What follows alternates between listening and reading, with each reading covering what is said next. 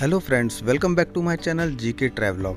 तो दोस्तों, हम लोग एक बार फिर निकल चुके हैं अपने नए सफ़र पे और हमारी मंजिल है ताजमहल। ताजमहल उत्तर प्रदेश के शहर आगरा में स्थित है। आगरा पहुंचने के लिए दिल्ली और लखनऊ दोनों से ही बाय रोड, बाय ट्रेन और बाय एयर जाया जा सकता है। हम लोग जा रहे हैं बाय रोड लखनऊ से और अभी इस समय हम लोग हैं आगरा लखनऊ एक्सप्रेस वे पे। कन्नौज के आसपास पहुंचने पर हमें एक खूबसूरत नज़ारा नज़र आया जो कि था गंगा नदी का नज़ारा। तो हमने सोचा कि क्यों ना यहाँ पे रुक के इस खूबसूरत नज़ारे को अपने कैमरे में कैद किया जाए। तो दोस्तों, गंगा नदी का ये खूबसूरत नज़ारा हमने कैमरे में कैद किया, जो अभी आप देख रहे हैं। किनारे किनारे हरियाली बहुत ही सुंदर लग रही है। तो दोस्तों, आगरा पहुंचते पहुंचते हमको हो गई शाम, क्योंकि आगरा लखनऊ से आगरा का सफ़र लगभग 3 से 4 घंटे का सफ़र है और किलोमीटर में लखनऊ से आगरा की दूरी है 300 किलोमीटर के आसपास। तो अभी हम लोगों ने होटल बुक कर लिया है।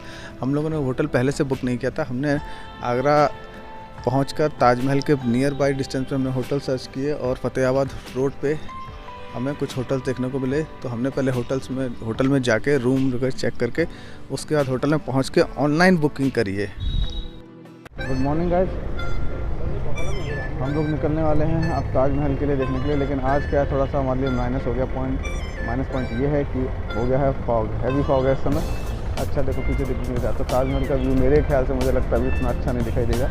लेकिन क्या है, मजबूरी है। हमारे जो टिकट का जो स्लॉट है वो सुबह 6 बजे से 12 बजे के बीच में है और 3 घंटे के लिए वैलिड लेता है। जब से आप एंट्री करेंगे उसका 3 घंटे तक आप अंदर रह सकते हैं।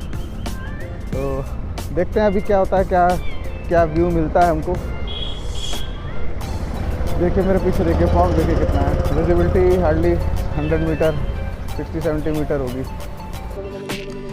तो ताजमहल की दूरी हमारे होटल से लगभग 2 किलोमीटर की थी और हम लोग ताजमहल के पास पहुंच चुके हैं। और ये सामने आई लव आगरा का बोर्ड, ये जो रोड है सामने, ये हमको सीधे ताजमहल की पार्किंग की तरफ ले जाएगी। तो मैं आपको बता दूं कि कोविड होने के कारण ताजमहल की टिकट अभी केवल ऑनलाइन ही अवेलेबल है। कुछ ही देर में हम लोग पार्किंग एरिया में पहुंच गए, जहां हमारी मुलाकात गाइड से हुई। और गाइड से थोड़े से डिस्कशन के बाद हमने उसे फाइनल कर लिया और अब आगे का सफ़र हमारा गाइड के साथ। ये आपका? मेरा नाम राम प्रकाश है। अच्छा, राम प्रकाश है। हाँ जी। अब शुरू करिए, आप बताइए जैसे शुरू करना है। जो रास्ता है ये जाता है ईस्ट गेट के लिए। हाँ। और ईस्ट गेट का दूसरा जो असली नाम है वो है फतेहाबाद गेट, क्योंकि यहाँ से फतेहाबाद 33 किलोमीटर दूर है। अच्छा। और जहाँ मुगल्स ने एक बहुत बड़ा बाग बनाया था, बादशाही बाग कहते हैं उसको, और वहाँ पर ये मुगल शिकार खेलने जाते थे। आज उसमें फतेहाबाद की तहसील चल रही है। अच्छा। हाँ, तो ये रास्ता उसके लिए जाता है, फतेहाबाद के लिए, इसलिए को फतेहाबाद गेट भी कहते हैं। पूरे 42 एकड़ को 3 सेक्शन में डिवाइड किया है शाहजहां ने। और वो पूरा जो नक्शा है ना ताजमहल का, ये है स्वर्ग का नक्शा। वो लोग जन्नत कहते हैं, हम लोग स्वर्ग कहते हैं। अच्छा। हाँ, ये पूरा उसका नक्शा है। पूर्वी दरवाज़ा, एक है दक्षिणी दरवाज़ा। जो पश्चिमी दरवाज़ा है वो खुलता है फतेहपुर सीकरी के लिए। फतेहपुर सीकरी यहाँ से 45 किलोमीटर दूर है।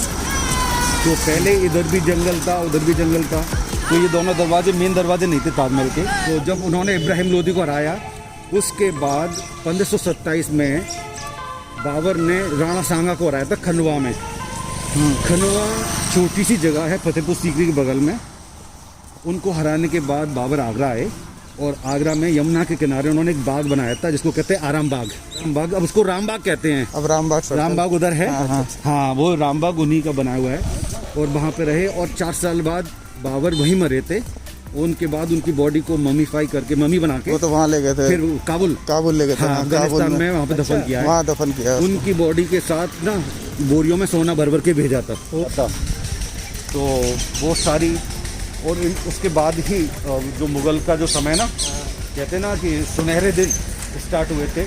और ये गोल्डन पीरियड उनका रहा है 1803 तक, जब तक अंग्रेज़ों ने कब्जा नहीं किया था। हाँ, तो जहांगीर उनसे पैदा हुए थे। ऐसा था कि अकबर के बच्चे बचते नहीं थे और इसलिए जब यहाँ पर हमारे भारत में 2 फकीर थे। एक है अजमेर में मोइनुद्दीन चिश्ती, और उनके छोटे भाई शेख सलीम चिश्ती दरगाह हैं, वो है फतेहपुर सीकरी में। तो अकबर यहाँ से वहाँ गए थे फतेहपुर सीकरी में पैदल, जैसा लिखा है कि पैदल गए थे यहाँ से, और वहाँ पे जाके उनकी प्रार्थना करी तो उन्होंने आशीर्वाद दिया था कि आपकी पत्नी के एक बेटा होगा और वो मेरे नाम से जाना रहेगा। तो जहांगीर को सलीम कहते हैं, इसीलिए कहते हैं क्योंकि उनका नाम था शेख सलीम चिश्ती। फिर अकबर सीकरी में रहे 8 साल तक, और सीकरी बहुत पुराना शहर है, मुगल से नहीं बनाया, मुगल से पहले का भी शहर है वो। हाँ जी, वो जैनों ने भी बसाया था, वहाँ पे बुद्धिस्ट भी मिल रहे हैं थोड़े दिन, तो वो अलग ही है। लेकिन वहाँ पे जो कुछ चीज़ें ने इन्होंने जोड़ दी हैं, जैसे बुलंद दरवाज़ा, और उनकी दरगाह है शेख सलीम चिश्ती की, जो मज़ार है ना, जोधा भाई का भी तो है वहाँ पे। हाँ, महल वगैरह सब हैं। हाँ, जोधा महल है, पंच महल है, तानसेन का है, और बीरबल की महल है, उनका किचन भी है, सब कुछ है। तो बहुत सारी चीज़ें हैं उन्होंने जोड़ी। फिर आगरा ही आगे वापस वो, क्योंकि वहाँ पे बहुत सारी परेशानियाँ थी उनके पास। एक तो वो पहाड़ के ऊपर है, एक तो पानी की परेशानी थी, सप्लाई पूरी नहीं होती थी। दूसरा वहाँ पे एक नेगेटिव एनर्जी, जिसको हम लोग कहते हैं कि भाई भूत वगैरह।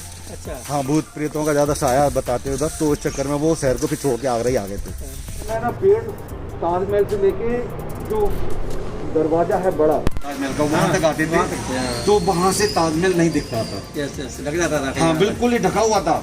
देखिए ना, जब और फिर बाद में अंग्रेजों ने इन पेड़ों को काट दिया है, क्योंकि इसके नीचे ना डिजाइन है, इसके नीचे डिजाइन दबी हुई है जो मुगल्स ने बनाई थी, वो पेड़ों से दबी हुई थी, फिर उसको बाद में निकाला है।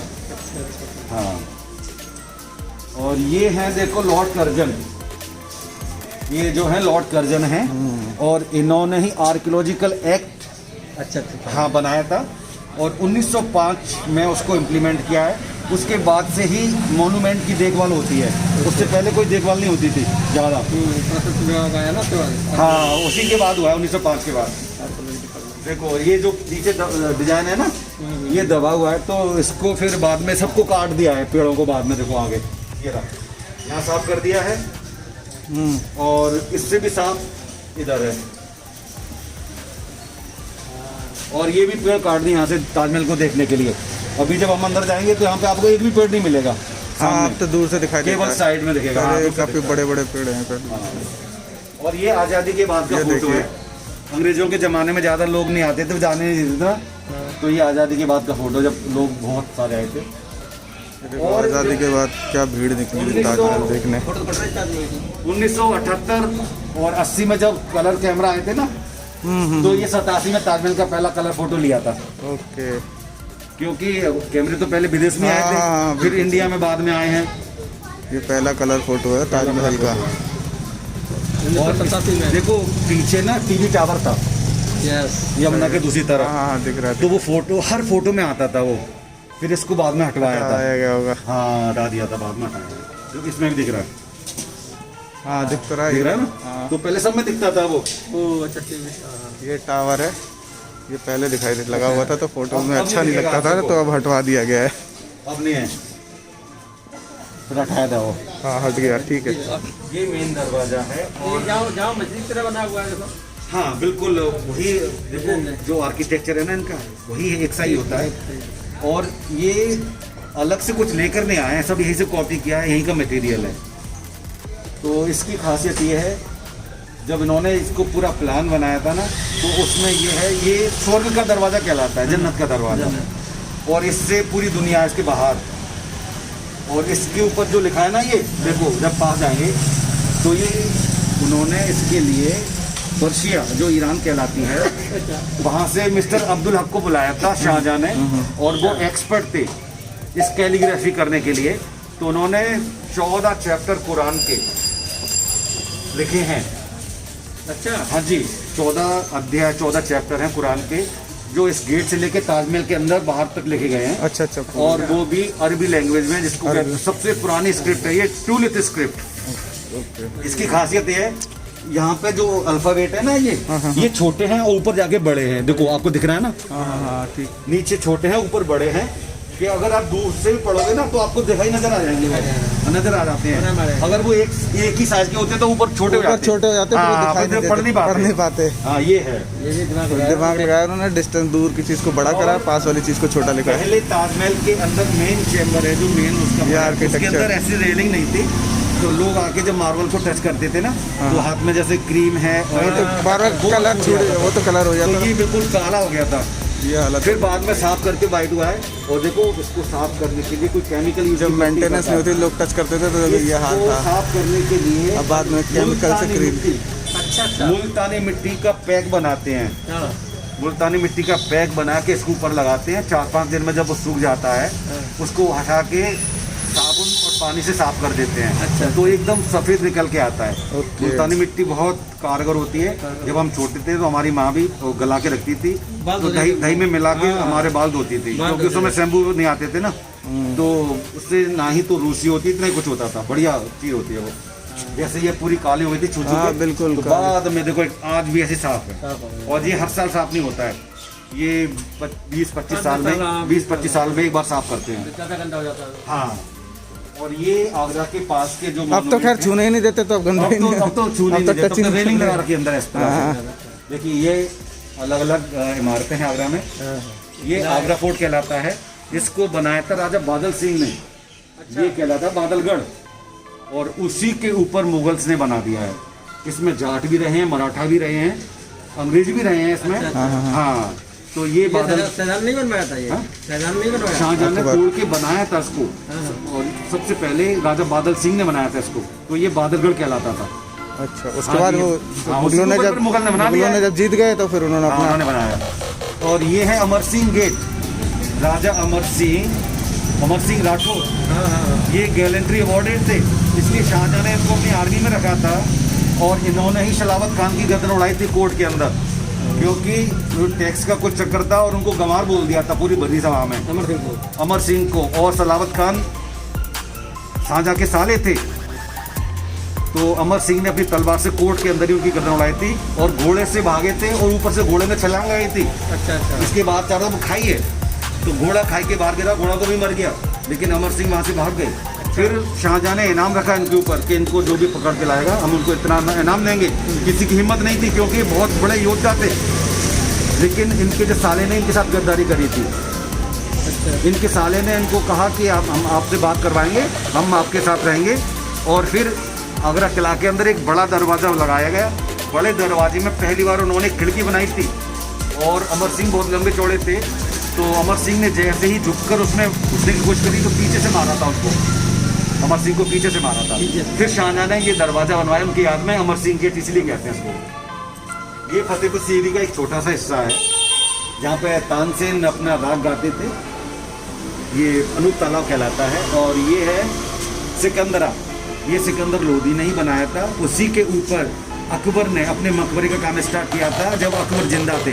जब अकबर मर गए 1605 में, तो उनके बेटे जहांगीर ने इसको पूरा किया था।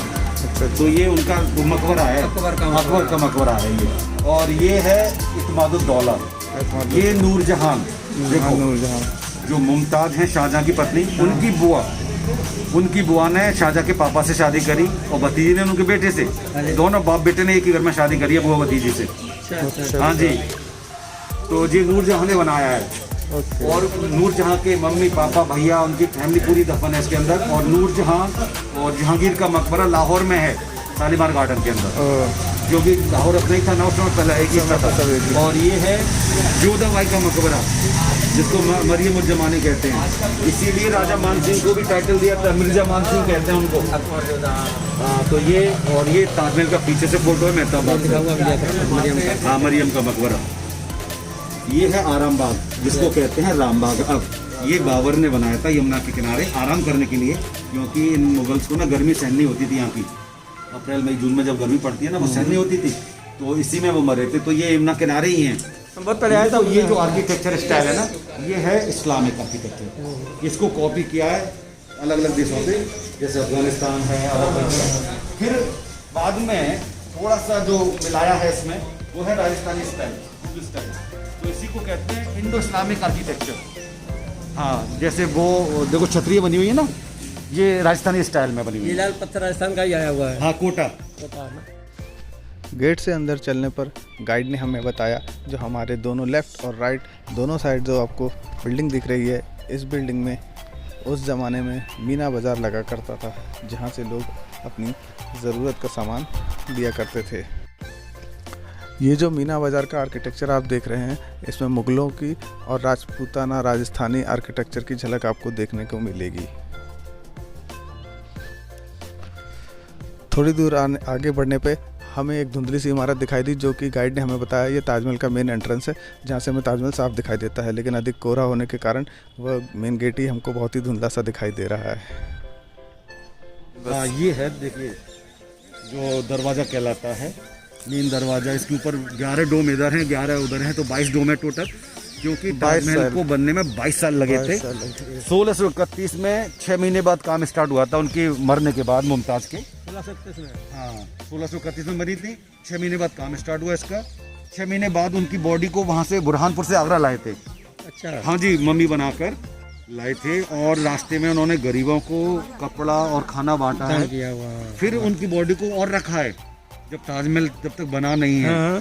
ताजमहल बनने के बाद ही नीचे दफन किया है। तो पहले मम्मी बनाने का चलन था, तो 17 साल के बाद उसको दफन किया है।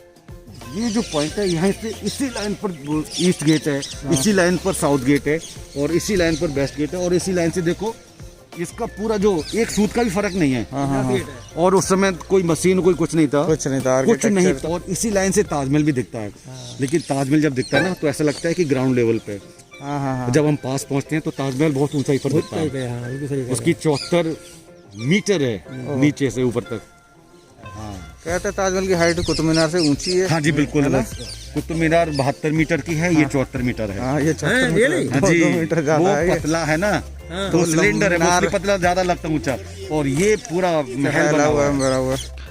इस विशाल दरवाजे के उस पार ताजमहल है, और गाइड ने बताया साफ मौसम होता तो ताजमहल बहुत ही खूबसूरत यहाँ से दिखाई देता, लेकिन कोहरा होने की वजह से नहीं दिखाई दे रहा है।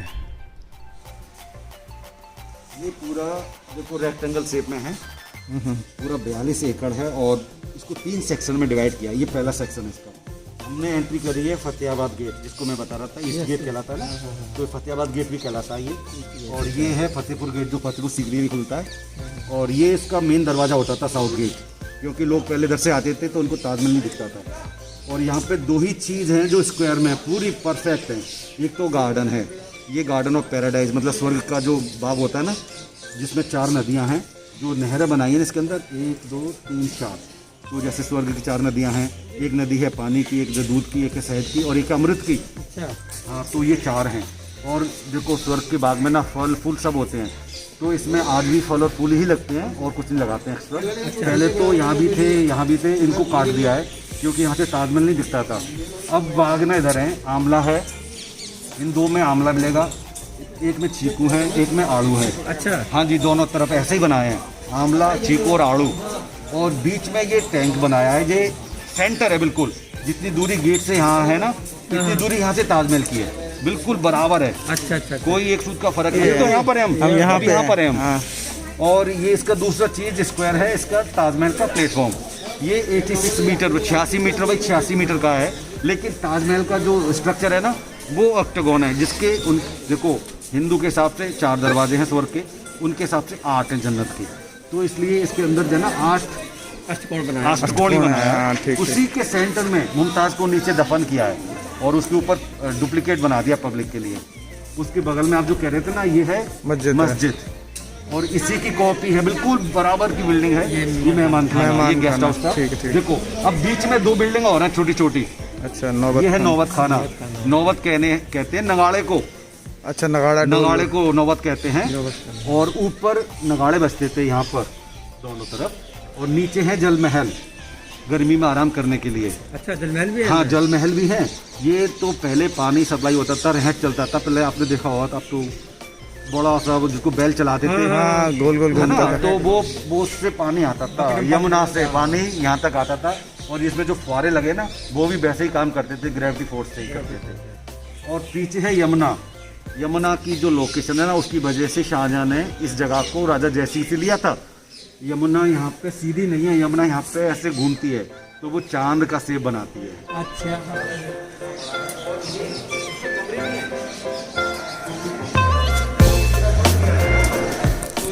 मैथमेटिक्स से बनाया है। मेथड से बनाया। हाँ जी, हाँ जी। यहाँ से 6 कदम वहाँ पे 2 मीनार दिखती हैं, फिर 6 कदम और सेंटर में आके तब चारों मीनारें दिखती हैं। अभी तो नहीं दिखेगी क्योंकि कोहरा है। हाँ, तो ताजमहल ऐसे विशाल होता चला जाता है।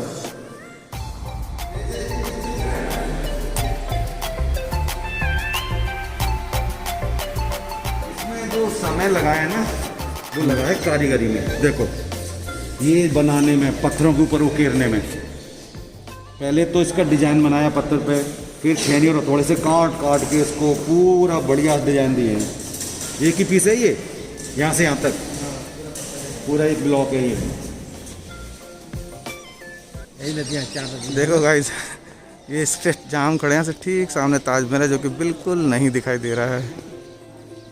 जैसे गार्डन नीचे है और ये प्लेटफॉर्म ऊपर है, और इतनी ऊंचाई पे ताजमहल का प्लेटफॉर्म है। वो इसलिए है, जब चांदनी रात में ताजमहल खुलता है ना, 5 दिन खुलता है ये, 2 दिन पूर्णिमा से पहले और पूर्णिमा के 2 दिन बाद तक। तो किताब में जैसा लिखा है ना, टिकट ज़्यादा रखी होगी। उसकी टिकट 5 से 10 रुपए की हिंदुस्तान की, और अमृत की 750 रुपए की है। उसकी खासियत ये है कि जैसा लिखा है कि स्वर्ग हवा में तैरता है। जब लोग यहाँ से एंट्री करते हैं और ताजमहल को देखते हैं ना, तो चांदनी रात में ये घास और ये लाल पत्थर दिखाई नहीं देता है। तो गाइड ने हमें बताया कि चांदनी रात में जब ये लाल पत्थर और ये पेड़ और ये पानी कुछ भी नहीं दिखाई देता है, तो केवल ताजमहल चमकता है। तो वो इस तरह से प्रतीत होता है जैसे कि मानो हवा में तैर रहा हो। इसी वजह से चांदनी रात में ताजमहल को देखने का टिकट जो है वो नॉर्मल डे के टिकट के कंपैरिजन में थोड़ा महंगा है। और इसीलिए मिट्टी है, तब इसके नीचे ना पानी के कुएं खोदे गए, 64 कुएं खोदे हैं पानी के। हाँ, उन पानी के कुओं में, पानी पहले बहुत ऊपर था ना, उन पानी के कुओं में इन्होंने डाला है चूना पत्थर।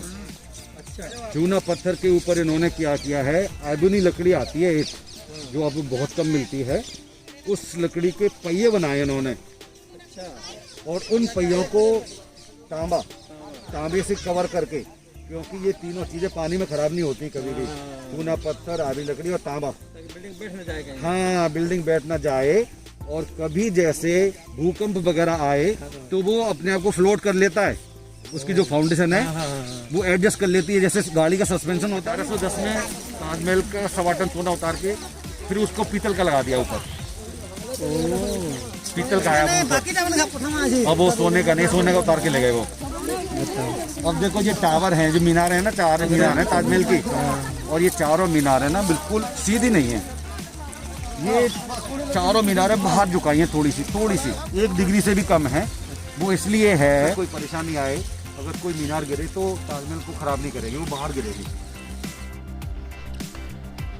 ताजमहल के और कुछ करीब आने पे ताजमहल कुछ इस प्रकार दिखाई दिया हमें। अधिक कोहरा होने की वजह से इसकी गुम्बद भी साफ नहीं दिखाई दे रही थी, लेकिन कैमरे में शायद वो नज़ारा नहीं, वो उतना खूबसूरत नहीं दे रहा होगा, क्योंकि वो सारा कैप्चर ही नहीं हो पा रहा है। लेकिन जो मैं सामने से देख रहा हूँ, अद्भुत अद्भुत अद्भुत ताजमहल। गाइड ने हमें बताया कि जब ये ताजमहल बनके कंप्लीट हो गया था, उसके बाद शाहजहाँ एक और काले मार्बल का ताजमहल बनाने जा रहे थे, जो कि ठीक इसी सफ़ेद ताजमहल के ठीक पीछे यमुना नदी के दूसरे किनारे पे बनने वाला था।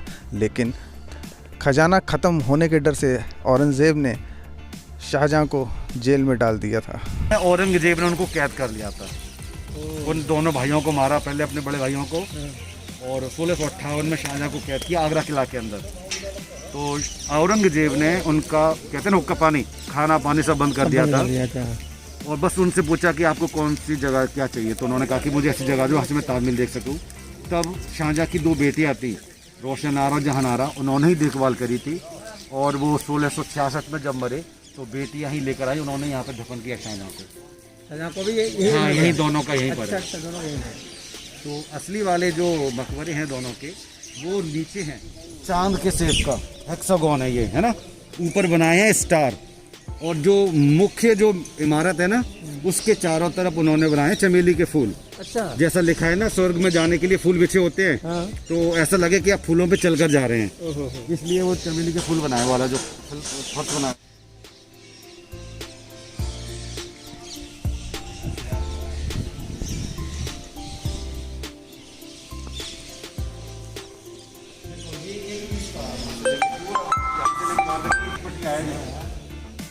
कोई इसमें जॉइंट नहीं है, और कारीगरी बहुत उम्दा है इसकी, बहुत खूबसूरत। देखो उसी पे काटा गया है, ऐसा लगता है कि चिपकाए गए हैं बाहर से, लेकिन उसी से काटे गए हैं ये।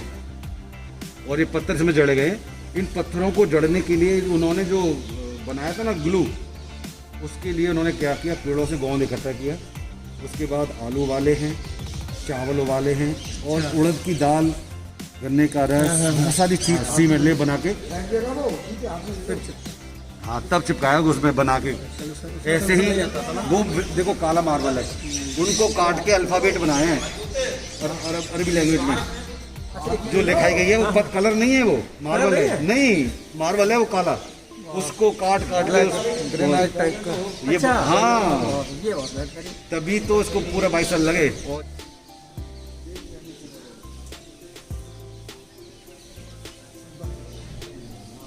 देखो इसके जो असली दरवाजे हैं केवल 3 बचे हैं, बाकी तो अंग्रेज ले गए यहाँ से। अच्छा, दरवाजे भी ये ले असली गए। दरवाजा है, और लकड़ी के दरवाजे को उन्होंने ना कॉपर की प्लेट लगाई ऊपर। ये कॉपर है, पतली प्लेट है। अच्छा, हाँ, इसको प्रोटेक्ट, क्योंकि ये खराब नहीं होती है ना, इसको बचा के रखती है लकड़ी को हमेशा, जंग भी नहीं लगती इसमें कभी भी। तो ये दरवाजा क्या करने ले गए अपने साथ? वो उन्होंने बंगले बनाए थे ना आर्मी का ऑफिसरों के लिए। अच्छा, रोड पे। अच्छा, वहाँ लगा दिए। ये सीढ़ियाँ हैं, ये जाती हैं नीचे, जो असली कब्रें हैं दोनों की, वहाँ के लिए इसको खोल देते हैं जब उनकी एनिवर्सरी आती है, अप्रैल में आती ज़्यादा, तब ये फ्री रहता है 3 दिन। और ये भी खुला होता है, ये भी खुला होता है, कोई टिकट नहीं होती है। पहले इसके कमरे बंद थे, तो यहीं से एंट्री होती थी और यहीं से एग्जिट होता था। यहाँ पे मुझे वीडियो बनाने से रोक दिया गया क्योंकि यहाँ पर वीडियो बनाने की अनुमति नहीं थी। ये यमुना का पानी, यमुना से बिल्कुल टच करता हुआ है यार। हाँ। ये अब थोड़ा सा दूर कर दिया है। हाँ। सन 2002 तक यमुना का पानी इस दीवार को टच करता था, नीचे वाली को। अच्छा, हाँ जी। 2002 में सीआई साहब को अपॉइंट किया सिक्योरिटी के लिए, तो रात की पेट्रोलिंग के लिए ये गार्डन बनाया है। नहीं तो ये पूरा वहाँ से देखो यमुना घूमी है ना उधर से, हाँ। और यहाँ पे घूम जाती है आगे आके। तो ये पूरा चांद का शेप है। जब पानी यहाँ से आता था ना, इसीलिए इसी चक्कर में शाहजहां ने इस जगह को चूज किया था।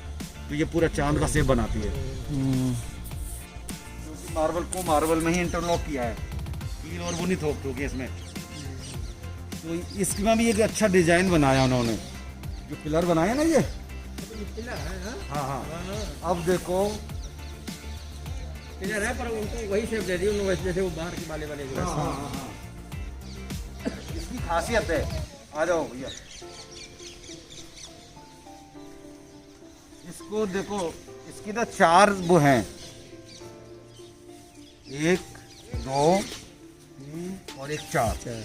और यहाँ से जो फ्लैट है बिल्कुल, है ना, यहाँ से बिल्कुल सीधा है, कुछ नहीं है, डिजाइन नहीं है। हाँ बिल्कुल। अगर आप इसी पिलर को थोड़ी दूरी से देखोगे ना, तो आपको इसी 4 में 8 नजर आएंगे। ऑप्टिकल इल्यूजन जो बनता है ना, आंखों के धोखा, ये है ना। हाँ वो बनेगा। देखो आप पूरा देख आप आओ, इसमें देखोगे ना तो बहुत क्लियर दिखेगा। हाँ बिल्कुल सही कह रहे इल्यूजन है। और जिस तरह की जो डिजाइन पहले बनाते थे ना, तो उनको बड़ा इनाम मिलता था। दिखाई दे रहा है, ये 4 के 8 हो जाते दिखते हैं। ये 4 के 8 फूल दिखता है, ऊपर कमल का फूल है। हाँ वो तो दिख रहा है। नहीं ये इल्यूजन है। हाँ है 4 इसकी वो है, लेकिन दूर से देखो तो लग रहा है 8 है। ये देखो, ये बिल्कुल फ्लैट है, ऐसा है। ये पहुंचा वहाँ। अब ये देखो कोहरा थोड़ा हट गया है, वो सामने गेट दिखाई देने लगा सामने। हाँ, ये जो सामने गेट है ये नहीं दिखाई दे रहा था अभी, लेकिन हल्का दिखाई दे रहा है। तो गाइस अभी आपने देखा जो भी था, गाइड ने सारा डिटेलिंग में जितना बताई नॉलेज ताजमहल के बारे में, जो भी है कुछ भी कहो, खूबसूरत तो बनाया है बड़ी टेक्नोलॉजी के साथ। उस टाइम की टेक्नोलॉजी थी, बेस्ट थी भाई साहब, आज की से भी अच्छी लग रही है। गजब गजब बनाया। यहाँ से देखिए व्यू, पहले हम लोग उधर से एंटर किए थे सामने से, तो फॉग होने के कारण अभी भी नहीं दिखाई दे रहा है, बहुत ही हल्का हल्का दिखाई दे रहा है, बहुत हल्का। ये है वो पेड़ भोजपत्र का। अच्छा, हाँ जी, इसमें टीले निकलते थे। हाँ इसकी छाल देखो उतर रही है ना लेयर। हाँ, उतर तो जब रही है। इसको काट के तने को इसकी लेयर जिसको साफ करके लेयर बनाते हैं ना, तो वो पेपर जैसा बन जाता है। गाइड ने हमें बताया इसी भोजपत्र के पेड़ के द्वारा जो पेपर बनाया जाता था और उसी पे लोग संदेश एक दूसरे को भेजा करते थे उस ज़माने। ताजमहल पे सूरज की किरणें पड़ते हुए ताजमहल धीरे धीरे अपनी चमक को बढ़ाता हुआ। कुछ समय बाद जब सूरज की किरणें ताजमहल पे पड़ी तो ताजमहल कुछ इस तरह से नज़र आया, अपनी खूबसूरती के चरम पे। अद्भुत अद्भुत ताजमहल, मानो ऐसा लग रहा था जैसे कि किसी ने ट्रे में सजा के कोई इमारत हमारे सामने रख दी हो। अद्भुत ताजमहल, गजब गजब का नज़ारा था। हल्की सी रोशनी में भी इतना तेज चमक रहा था। कुछ पिक्चर्स क्लिक करने के बाद हमारा ताजमहल का सफ़र यहीं पे समाप्त हो गया और हम निकल चले अपने अगले सफ़र के लिए। तो वीडियो अगर अच्छा लगा हो तो वीडियो को लाइक ज़रूर कीजिएगा और चैनल को सब्सक्राइब ज़रूर कर लीजिएगा ताकि मेरे आने वाले वीडियोस का नोटिफिकेशन आप तक पहुंच जाए। तो तब तक के लिए good bye and take care.